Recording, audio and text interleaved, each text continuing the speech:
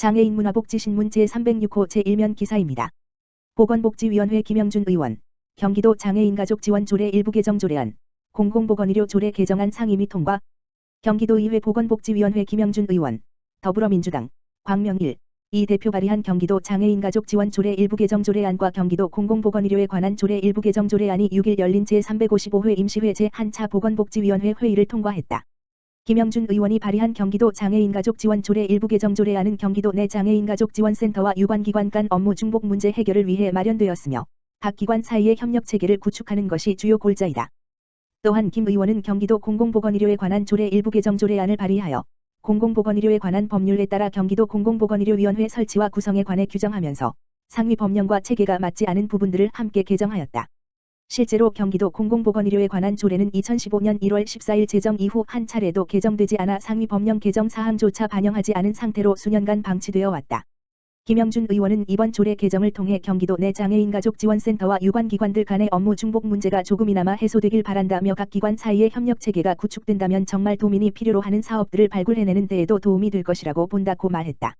이어 김 의원은 또한 새롭게 설치되는 경기도 공공보건의료위원회를 통해 경기도 공공보건의료 서비스의 질적 향상을 기대한다면서 앞으로도 보건과 복지 이슈를 두루 살펴보며 도민께 필요한 정책을 발굴하는 의정활동을 펼치겠다고 밝혔다. 한편 상임위를 통과한 두 조례안은 12일 있을 제355회 임시회 제2차 본회의에 상정될 예정이다. 한국장애인개발원, 유니버설 디자인 국제세미나 성료. 한국장애인개발원, 원장 최경숙, 이하개발원, 은한국관광공사, 사장 안영배, 이하관광공사와 함께 8일 미래통합환경을 위한 UD의 진화라는 주제로 2021 유니버설 디자인 국제세미나를 온 오프라인으로 동시에 진행했다. 양재 앳센터 5층 그랜드홀에서 개최된 오프라인 세미나 1부에서는 UD 정책과 환경 분야의 유니버설 디자인 적용 및 우수 사례라는 소주제로 진행됐다.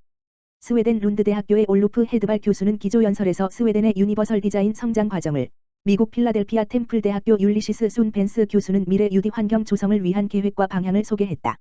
이어서 한국토지주택공사 공공건축부의 박균호 차장이 LH 공공주택 UD 적용 사례를 운미래포럼 박영숙 대표가 지속가능한 UD 환경의 필요성과 실천 사례, 세명대학교 건축학부 이태구 교수가 UD를 고려한 친환경 건축을 발표했다.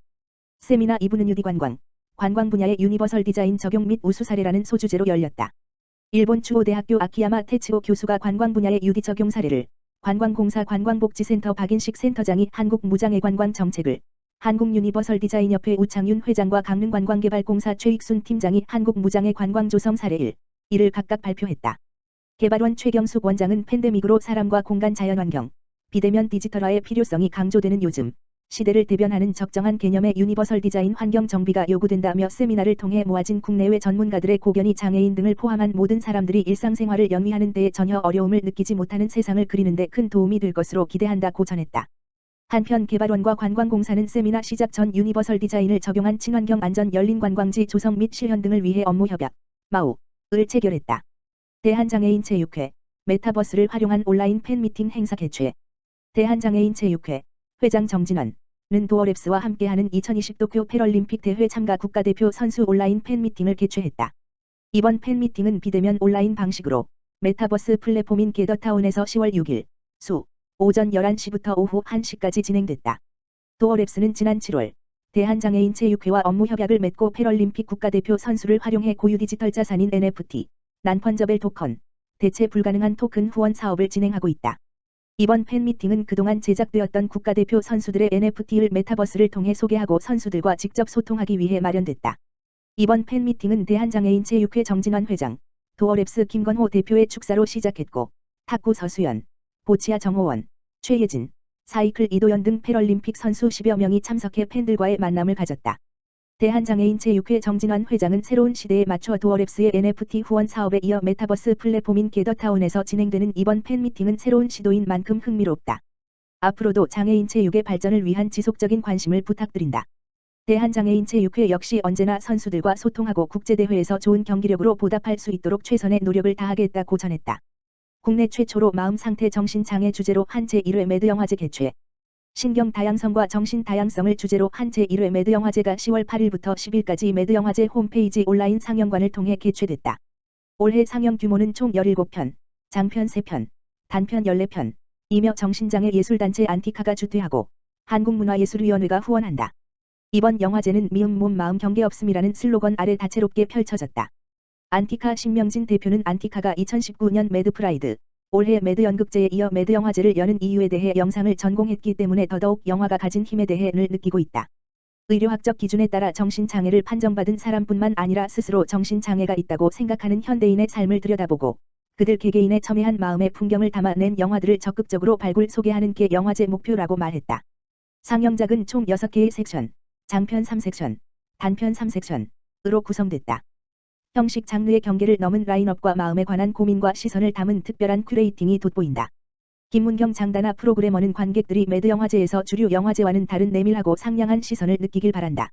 우리는 불완전하더라도 반짝이는 생각의 지점을 지지하면서도 유수한 영화제들에서 인정받았지만 극장이나 온라인에서 만나기 힘들어서 더 특별한 영화들 역시도 한 자리에 모아봤다며 매드 영화제는 정신장애를 둘러싼 사회적 편견을 정면으로 바라보면서 그 자체를 전복하는 힘을 지닌 모든 이야기를 함께하는 장이 될 것이라고 장담했다. 첫 번째 장편 우주인 조안은 SF 영화다. 미세먼지로 뒤덮인 세상에서 인류는 고가의 항체 주사를 맞은 자와 그렇지 못한 자로 계급이 결정된다. 상이한 계급으로 살아가는 청춘들의 서로 다른 삶을 시각적으로 보여주고 고민하게 한다. 두 번째 장편은 다큐멘터리 영화이다. 감독은 자신의 유년 시절 홈비디오들을 통해 소음이 자신에게 갖는 의미를 찾아간다. 세 번째 장편 뚜레티어로 나의 입과 나는 유일한 해외 작품으로 뚜렛 증후군을 보유한 주인공 제스가 다양한 사람을 만나며 무대를 완성해 나가는 모습을 담은 다큐멘터리이다. 단편은 총 3개 섹션으로 구성된다. 섹션 1, 어린이, 청소년, 발화점, 여기은 총 6편으로 구성돼 있으며 청소년들과 학교 선생님이 연출한 작품이 다수 있다. 섹션 2, 다른 중력 같은 차원에는 총 4편, 섹션 3, 같은 중력 다른 차원은 총 4편으로 구성돼 있다. 매드 영화제는 함께 만드는 영화제를 표방하는 영화제답게 관객 투표로 관객 지지상을 선정하고 수상작은 상금과 함께 폐막식이 열리는 10월 10일 일요일 낮 12시에 시상됐다. 이날은 안티카가 주최하는 매드 프라이드가 열리는 날이었다.